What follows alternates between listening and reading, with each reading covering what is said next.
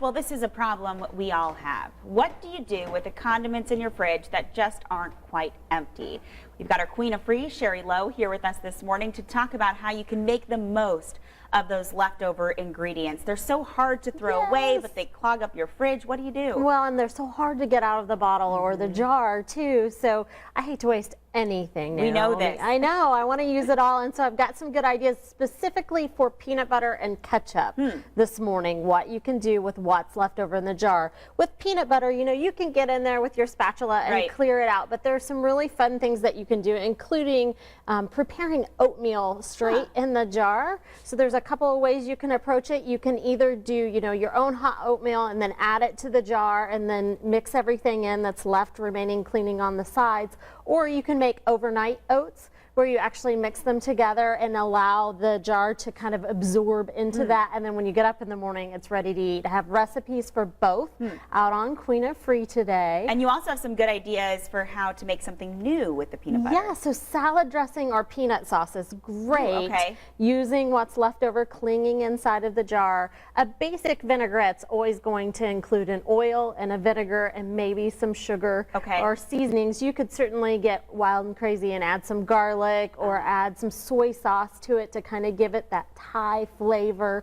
So that is a great idea. And then finally with the peanut butter, probably the most yummy idea is making your own natural whipped cream with that peanut butter, or it would be great with Nutella as well if you have that. So I have the recipe linked out as well for that on Queen of Free. Now this is something I think everyone has in their fridge, is a bottle of ketchup like that. Out of mine. See? You're guilty too. I know, exactly. So there are some fun things you can do. Again, you can make a salad dressing, and there are some recipes for a Catalina or a vinaigrette with it. Or you could use it to make barbecue sauce, which ketchup is usually the base ingredient for that, depending on how much you have left in the bottle. But probably the most fun thing that you can do, or out of the box, is using that leftover ketchup to clean the bottom of copper pans or pennies as well. Yeah, so what you want to do is start with some salt, and I have just regular sea salt. You can use table salt, and kind of, you know, make a paste with water on the bottom of the pan.